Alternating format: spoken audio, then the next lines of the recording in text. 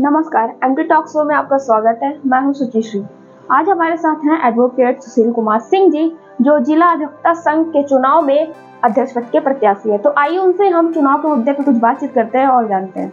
तो सर, सबसे पहले तो आपका बहुत बहुत स्वागत है हमारे चैनल में। तो सर, सबसे पहले तो हम आपसे यही जानना चाहेंगे कि इस बार चुनाव में आपके क्या मुद्दे रहेंगे। देखिए, चुनाव में मुद्दे बहुत हैं जी। और जो मूलभूत समस्या होती है वो वार्डकारी और अधिवक्ताओं के लिए होती है। वहाँ पानी की व्यवस्था, बिजली की व्यवस्था, सफाई की व्यवस्था। उसके बाद जो व्यवस्थाएं होनी चाहिए कोर्ट रूम में, बुजुर्ग अधिवक्ताओं के लिए कम से कम 5 या 10 कुर्सियां हर कोर्ट में होनी चाहिए, बिल्कुल, जिससे बुजुर्ग अधिवक्ता हमारा जाए, उसका नंबर नहीं है बेल का, तो वो बैठ सके आराम से। और वहाँ ये स्टैंड की सुविधा है। लोग लापरवाही के कारण रोड पे गाड़ी खड़ी कर देते हैं, तो वार्डकारी भी परेशान होता है, अधिवक्ता भी परेशान होता है। कोई मरीज हम अगर अधिवक्ता बीमार हो गया वो बाहर नहीं निकल सकता, उस समय ऐसी पोजीशन होती है। तो इन सब व्यवस्थाओं को हम दूर करने का प्रयास करेंगे। उसके लिए समस्या बहुत बड़ी है, कितनी दूर हो सकती है ये तो समय बताएगा। तो सर, ये बताइए, जैसे कि आपने कहा कि जो बुजुर्ग हैं उनके लिए अलग से व्यवस्था होनी चाहिए, तो महिलाओं के लिए क्या व्यवस्था है? देखिए, महिलाओं के लिए भी व्यवस्था होनी चाहिए। उनके लिए भी अलग? देखिए, उनके लिए अलग से जो है चैम्बर बनना चाहिए, और चैम्बर बने भी हैं, उनको सिस्टमैटिक रूप से जो है वहाँ व्यवस्थित करा दिया जाए, तो उनके लिए भी जो है सुविधा होगी। और वहाँ जो और तमाम असुविधाएं हैं उनके लिए व्यक्तिगत उसको भी जो है सुलभ करा दिया जाए। अच्छा सर, क्या जिला अधिवक्ता संघ हाई कोर्ट की तरह जिला अधिवक्ता निधि निर्माण नहीं कर सकता है? इससे तो अधिवक्ताओं का जो भविष्य है और सुरक्षित होगा। देखिए, हमारे यहाँ भी वेलफेयर फंड है और वेलफेयर फंड के माध्यम से अधिवक्ताओं के परिवार का जो है आकस्मिक जो है वो सहयोग किया जाता है। और आजकल तो आकस्मिक निधन पे जो है मुख्यमंत्री भी 5 लाख रुपए दे रहे हैं। और अन्य समस्याएं जो होती हैं, जैसे साधारण बीमारी है, तो उसके लिए हमारा जो है अधिवक्ता संघ जो है मदद करता है। तो सर, ये जो हापुड़ जैसे जो घटना घट जाती है, तो उसके पीछे आप किसको जिम्मेदार मानते हैं?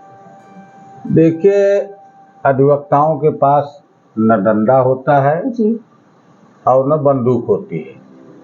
अधिवक्ता शांतिप्रिय तरीके से वो अपना आंदोलन रोड पे करे या कहीं भी करे, उसके अलावा उसके पास कोई चारा नहीं है। अधिवक्ता नहीं चाहता कि जो है हम लड़ाई करें, लेकिन आजकल जो है अधिवक्ताओं को बदनाम किया जाता है कि अधिवक्ता जो है बदमाशी करते हैं, लेकिन ऐसा नहीं है। अधिवक्ता विद्वान होता है और वो कलम का पुजारी होता है, वो कलम से अपना काम करता है। अब प्रशासन तो उद्दंड होते हैं, पुलिस वाले, उनको तो ये समझ में आता नहीं है कि इनके पास शस्त्र है, न अस्त्र है, न कुछ है। अब उनको जो है वो नहीं समझ पाते। मतलब कहीं ना कहीं पुलिस कर्मियों की जिम्मेदारी है। भाई, वो नहीं समझ पाते हैं, इसीलिए जो है ऐसी घटनाएं घटती हैं। अगर वो समझ ले तो ऐसी घटनाएं घटती हैं नहीं। तो सर, ये बताइए, अधिवक्ताओं के सामाजिक और आर्थिक सुरक्षा के लिए और क्या होना चाहिए? देखिए, अधिवक्ता प्रोटेक्शन बिल जो गवर्नमेंट से होना है, अगर वो हो जाएगा तो जो आप कह रही हैं ये समस्या का समाधान उसमें है। और हम अगर चुने गए तो इसको जो है बखूबी, चाहे प्रदेश में आंदोलन करना पड़े, चाहे जो भी करना पड़े, लेकिन इसको पूरा प्रयास करेंगे कि हम इसको जो है लागू कराएं। तो सर आपको ये नहीं लगता कि जिला अधिवक्ता संघ को हेल्थ के विषय में और ज्यादा सोचना चाहिए? एक हॉस्पिटल तो होना ही चाहिए। देखिए, एक व्यवस्था है हमारे यहाँ हॉस्पिटल की छोटी सी, जिसमें एक डॉक्टर जो है वो बैठते हैं। अच्छा। तो साधारण बीमारी के लिए वहाँ इलाज अधिवक्ता हो चाहे वो अधिकारी हो अपना करा लेता है। लेकिन हमारे पास जमीन की व्यवस्था सरकार को या डीएम को करना रहेगा, और एक अस्पताल अगर खुल जाए अधिवक्ताओं के लिए या वादकारियों के लिए, तो इससे अच्छा तो कुछ नहीं हो सकता। और हम चाहते हैं कि हमारे यहाँ अधिवक्ताओं की जो शादियाँ होती हैं उसका भी एक जो है मैरिज जो है मैरिज हॉल जो है वो भी उपलब्ध हो जाए। तो क्या आप अध्यक्ष अगर आप चुने जाते तो इस सब विषय पे आप काम करेंगे? जी, अगर मैं अध्यक्ष चुना गया तो प्रियॉरिटी बेस पे ये काम जो है हमारे दिमाग में है कि एन केन प्रकारेण जो है इसको किया जाना चाहिए, जो सभी अधिवक्ताओं के लिए है। सर अधिवक्ता तो आजकल हर जगह है, अधिवक्ता से हर लोग को काम पड़ता है, अधिवक्ता तो बुद्धिजीवी भी होते हैं। तो ऐसा आपको नहीं लगता है कि अधिवक्ताओं को राज्यसभा और विधान परिषद में सीट आरक्षित होनी चाहिए? अब कहने के लिए तो होना चाहिए, बिल्कुल, लेकिन उसका सिस्टम अब गवर्नमेंट से डिसाइड हो सकता है। अच्छा सर, ये जो जिला अधिवक्ता का जो चुनाव है वो हर साल होता है, तो ऐसा नहीं होना चाहिए कि हाँ इसका जो कार्यकाल है वो 2 साल या 5 साल का कर दिया जाए, तो और ये बेनिफिट होगा या फिर इसका नुकसान होगा? देखिए, ऐसा है जी, चुनाव संघ जो है बना है तो उसका बायोलॉज 1 साल के लिए है, ना कि 2 साल के लिए। अगर हो जाए तो क्या इसका फायदा होगा? नहीं, हो जाने पे फायदा नहीं होगा, नुकसान होगा। नुकसान भी नहीं होगा लेकिन कोई खास विशेष फायदा नहीं होगा। और अगर 1 साल का है जी, तो उसमें तमाम अध्यक्ष जो है 1 साल वो हो गए, 1 साल वो हो गए, नहीं तो जो है विधानसभा और लोकसभा जैसे जो है अगर 2 साल 5 साल का हो जाएगा तो उसमें और जो है भीड़ हो जाएगी।